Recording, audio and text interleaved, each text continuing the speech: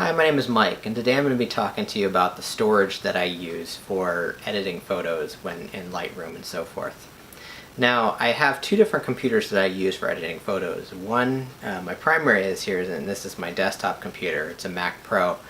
The other computer I use for editing photos is a MacBook Pro, and that I use while I'm on the road or if I'm not at my desk. So, when a few weeks ago I wrote a blog post because I was kind of running into some performance problems on my desktop computer here. I have all of my files were being hosted on a small desktop RAID device. This was a Promise Pegasus 2, and it was a 4-disc RAID that had 4 terabyte drives in it. And so, since one of the drives was used for redundancy, I had about 12 terabytes of storage on there. And so the amount of storage was fine. It was never a problem. It never was running slow on storage. But it wasn't keeping up with what I was trying to do. Whenever backups run, or if Dropbox is doing indexing like it does all the time, the disk wasn't able to keep up if I was using it. I would quickly run into its performance limit. And so I wanted to get a new a place to store files that would be a lot quicker. And I knew if I was going to do something like this, I would have to go for SSDs because I was just running into the limitations of having a hard drive desktop system. And so this is what I ended up with. This is the OWC Mercury Elite Pro Dual Mini. It is available as a USB enclosure that holds 2 SSDs. And I ended up putting 2 Samsung 860 EVO SSDs in there, and each one is 2 terabytes. So I have 4 terabytes of space. There's several ways to set this up. The enclosure actually supports a couple of different RAID levels. And so it supports RAID 0, which is striping, splitting the data between the two drives. It supports RAID 1, which is mirroring, which has an exact copy on each drive, but you can only have half the space. There's a span setting that will let files be stored on both drives if you had 2 drives that weren't the same size, for instance. And then there's also just a JBOD setting where you can just see 2 separate disks on your computer when you plug it in. I'm using the RAID 0 configuration for this one because I want the extra speed that having the 2 drives working together. And I'm not too concerned about one of the drives failing. I've had very good luck with SSDs. I've found them to be much more reliable than hard drives are. As long as you keep within their specification for the number of terabytes writing, it really I haven't had one fail on me. And these drives here have a write rating of 1200 1200 terabytes write before the drive is kind of past its prime. And so that's going to be something that I'll very easily stay underneath. Now, it still is a very real possibility that one of the drives will fail early. And so in this kind of situation, you just have to make sure you have really good backups. And I have Time Machine running to a local drive, and that runs every hour. And then I also have daily backups off-site in the cloud.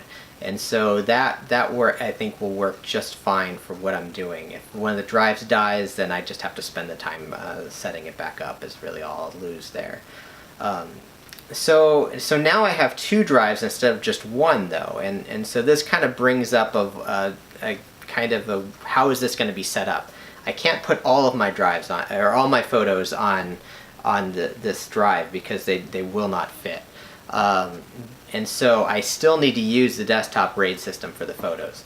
But I can set it up in a way that I can have all the files that I need quick access to on the SSD, and then just have some of the larger photos and videos and stuff that I don't access too frequently, and that is on the archive drive. So so that's exactly what I'm doing. With this, I set this up to have my OS installation on there, my home directory is on there, most of my files is on this SSD. But I have a few folders that I link over to the older RAID setup, and one of those folders is my photo masters. This is a folder that I basically have all of my photos, the raw images, the raw videos, and so forth, are all in this photo masters directory. And I have it organized by year and by event and so forth. And so that's all set up there, and that is stored on the old hard drive RAID. And then the second thing I have over there is like my iTunes library. You know, that's where it's just like if you buy movies on iTunes or your music and so forth, and that can get really large too. And so I have that stored over. Everything else I'm able to fit on the SSD, and so that has worked really well for me. As far as the actual physical device itself, I'm really happy with it. One thing I really liked about it is that you could just buy it as an enclosure without drives. OWC also sells models with the drive, their own SSDs or hard drives already in there and configured. But I decided I really wanted to use the Samsungs on my desktop, and so I decided to just buy the enclosure and buy the drive separately. The other thing I like about it is that it stays cool. It's an all-metal enclosure, and SSDs will get hot if you're doing a lot of writes to them. But I've had the enclosure get warm to the touch, but never something that was too unreasonable. You know, it stays relatively cool. It does not have a fan, which I prefer, and so it is silent when you use it with SSDs. And so that was really nice. Opening it up was fairly straightforward, and I only had one problem while installing the drives in there, and it was just an inconvenience if nothing else. But the screws that they provide to secure the drives inside the enclosure have Loctite on them, which is usually a good thing, but there was enough on there that when I was actually trying to secure the drives in, I had to use quite a bit of force to get them to actually screw in. So in this kind of situation, I'm not sure if Loctite is completely necessary, because I mean, I suppose it might be if you are traveling with the drive a lot, but I'm just keeping it here on my desk, and so really, I mean, I don't think that was really necessary. But you know what? It's extra. It's a nicer. I would still call it a feature that Loctite is there, because I think a lot of people would use this on the go. Speaking of being on the go, this will be fine as a bus-powered device, and so if you have a USB-C Mac that can provide enough power for it, you don't have to worry about bringing the power adapter, and just plug it right in and it will work fine. It does come with a power adapter with it, which I'm using here because I'm not using it connected. The Mac Pro doesn't have USB-C. It has the older USB 3.0.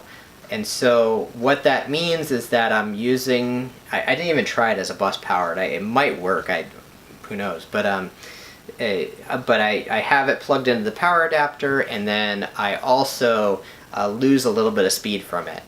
Now this device is the latest USB 3.1 version 2, and so, yeah, 3.1 version 2, and so it's up to 10 gigabits per second transfer rate on it. So if you have it plugged into, like when I plug it into my MacBook Pro, I get transfer rates up about 750 to 800 megs a second, and it works really, really well. It's really quick. On the Mac Pro, it's slower, and so it's only running at about 350 megabytes a second. But this is still fast enough for me because really I'm getting the SSDs not for just the straight transfer speed, but it's more for that quick I/O per second. When you're accessing small files and a lot of them, then the SSDs really are much quicker in that respect.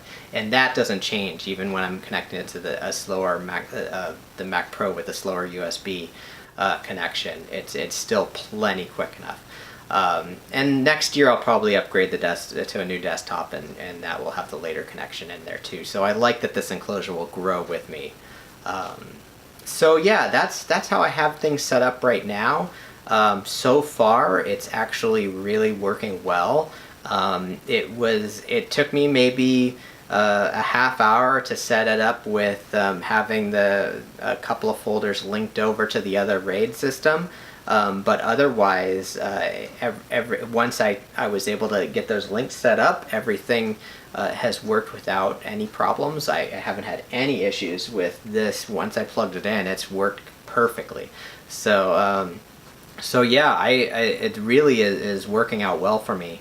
And I would say if you're looking for a setup like this, to definitely check it out. I'll have the link below in the description. So anyway, yeah, if you have any questions, leave them in the comments below. If you like this video, give it a like and subscribe if you want to get other videos. I post videos about technology and photography. So yeah, give me a follow. I hope you have a good day, and I'll see you next time.